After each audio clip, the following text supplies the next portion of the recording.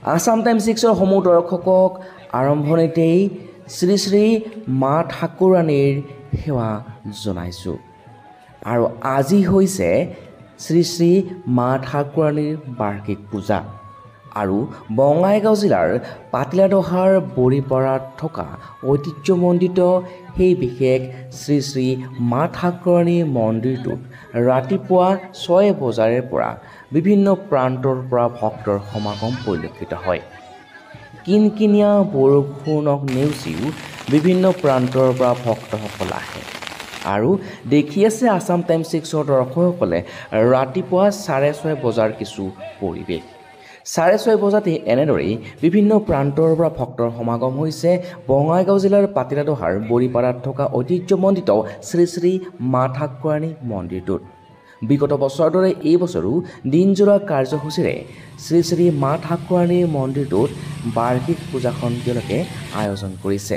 আৰু এই বিশেষ পূজাটি বিভিন্ন প্ৰান্তৰ পৰা ভক্তৰ সমাগম পৰিলক্ষিত হয়। আৰু বিশ্বাস কৰে যে শ্ৰী শ্ৰী মা ঠাকুৰাণীৰ মন্দিৰত পূজা আগবঢ়ালে মনোবাঞ্ছা পূৰণ হয়। আৰু সেইবাবেই বিগত কেইবা বছৰ ধৰি এনেদৰেই বিভিন্ন প্ৰান্তৰ পৰা ভক্তৰ আগমন হৈ আছে। আৰু সেয়েহে প্ৰতিটো বছৰেই ভক্তসকলে আজিৰ এই বিশেষ দিনটোত নহাকৈ নাথাকে এই বিশেষ মন্দিৰটোলৈ। আৰু দেখি আছে কিনকিনীয়া বৰষুণক নেওচিও হাতত ছাতি লৈ হৈ পেলাই এনেদৰেই ভক্তসকলৰ আগমন ঘটিছে। আৰু সকলোৱে ধূপ চাকি জ্বলাই পেলাই মা ঠাকুৰাণীৰ সেৱা জনাইছে যাতে সকলোৱে ভালে কুশলে থাকিব পাৰে। আৰু বিভিন্নজনে এই বিশেষ মন্দিৰটোলৈ অহা পৰিলক্ষিত হয়। আৰু বিশেষকৈ শ্ৰী শ্ৰী মা ঠাকুৰাণী মন্দিৰটোৰ এক বিশেষ বিশ্বাস আছে যে শ্ৰী শ্ৰী মা ঠাকুৰাণী মন্দিৰত সেৱা আগবঢ়ালে সেয়া মনোবাঞ্ছা পূৰ্ণ হয়। আৰু সেইবাবে দেখি আছে কিছু পৰিৱেশ য'ত আচলতে সৰু ডাঙৰ বুলি কথা নাই, সকলোৱে আচলতে আহে। আৰু ইয়াতেই বৰষুণক নেওচিও এনেদৰে আহিছে, যিহেতুকে ৰাতিপুৱাৰে পৰা কিনকিনীয়া বৰষুণ দিছে তথাপিও কিন্তু ভক্তসকলে আহিছে। আৰু দেখি আছে আসাম টাইমছ 6ৰ দৰ্শকসকলে ৰাতিপুৱা 6:30 বজাতে কেনেকুৱা এটা পৰিৱেশ বিৰাজ কৰিছে। আৰু যিমানেই সময়বোৰ গৈ থাকিব সিমানেই ভক্তৰ সমাগম বাঢ়ি থাকিব। আৰু ইয়াতে লাখ লাখ ভক্তৰ সমাগম হয়। আৰু জানিব পৰা মতে বিগত বছৰৰ দৰে এই বছৰো আচলতে দিনজোৰা কাৰ্যসূচীৰে বাৰ্ষিক যি তেওঁলোকৰ পূজা আয়োজন কৰিছে।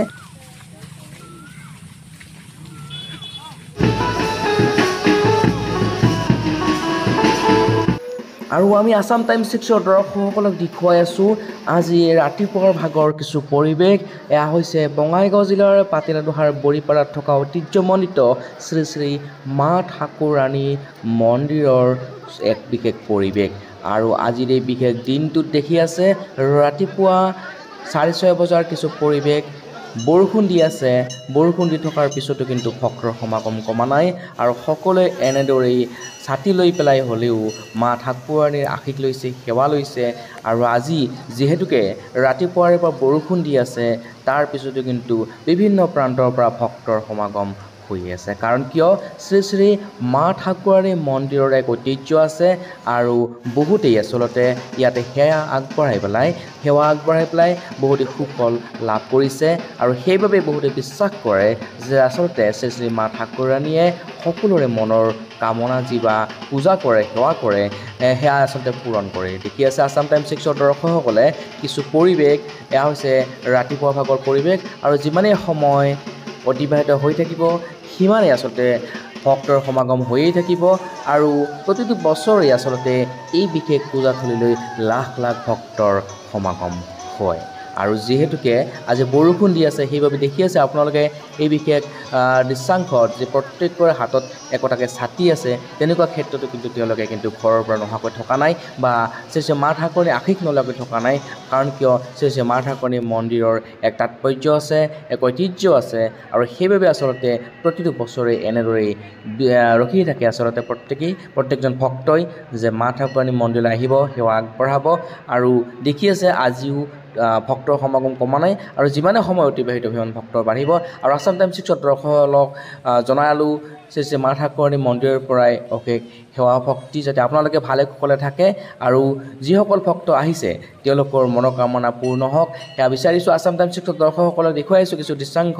আৰু আপোনালোকে যদি ভাবিছে শ্ৰী শ্ৰী মা ঠাকুৰণী মন্দিৰ আহিব বুলি তেতিয়াহ'লে আহক, কাৰণ কিয় দিনজোৰা কাৰ্যসূচীৰে আৰম্ভ হৈছে এই বিশেষ শ্ৰী শ্ৰী মা ঠাকুৰাণীৰ বাৰ্ষিক পূজা। গতিকে আপুনিও যদি আহিম বুলি ভাবিছে আহক বঙাইগাঁও জিলাৰ পাতিলাদহাৰ বৰিপাৰাত থকা এই বিশেষ শ্ৰী শ্ৰী মা ঠাকুৰণী মন্দিৰটোলৈ, যিহেতুকে আজি দিনজোৰা কাৰ্যসূচীৰে এই বিশেষ মন্দিৰ পূজা আৰম্ভ হৈছে। গতিকে আপোনালোকে আহক শ্ৰী শ্ৰী মা ঠাকুৰণী মন্দিৰলৈ আৰু আশীষ লওক, আৰু পুনৰবাৰ শেষত আপোনালোকক ভালে ৰাখক তাৰে শুভেচ্ছা জনাইছোঁ। আৰু দেখুৱালোঁ আপোনালোকক বঙাইগাঁও জিলাৰ পাতিলাদহাৰ বৰিপাৰাৰ পৰা শ্ৰী শ্ৰী মা ঠাকুৰণী মন্দিৰৰ কিছু পৰিৱেশ, আৰু এই পৰিৱেশটো আপোনালোক দেখুৱালে আমাৰ সতীৰ্থ সাংবাদিক কবিৰ ৰাজনীশ আৰু ৰাজীৱ কলিতাই।